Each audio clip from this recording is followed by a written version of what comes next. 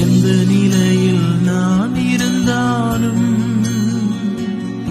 என்னை வெறுக்காதவர் என் இயேசு ஒருவரே, என் நேசர் ஒருவரே.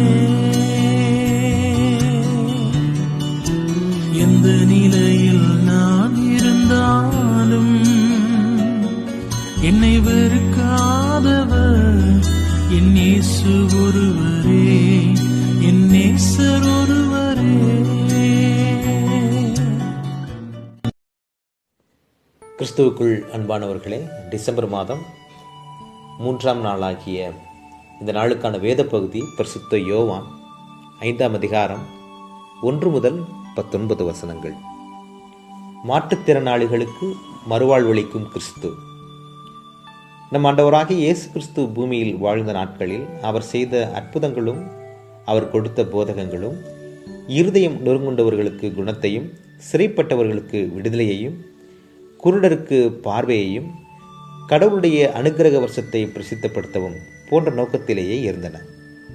கிறிஸ்து செய்த அநேக அற்புதங்கள் உடலளவில் அநேக பலவீனங்களையும் குறைபாடுகளையும் கொண்ட மாற்றுத்திறன்களையுடைய மாற்றுத்திறனாளிகளுக்காகவே இருந்தது.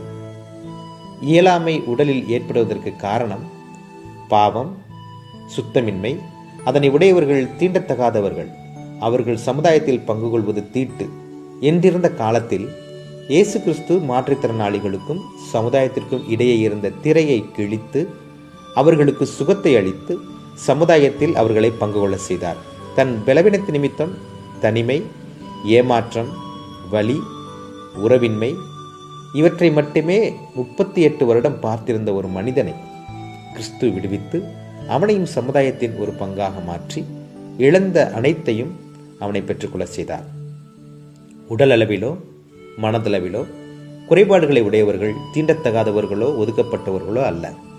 அவர்களும் தேவனுடைய ராஜ்யத்தில் பிரவேசிக்க வேண்டும் என்பதே தேவனுடைய விருப்பம் என்பதை கிறிஸ்துவின் ஊழியத்தின் மூலம் நாம் அறிந்து கொள்ள முடிகின்றது.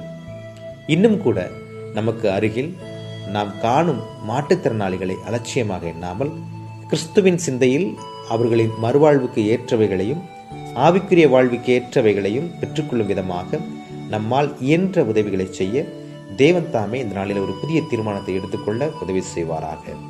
ஆமேன்.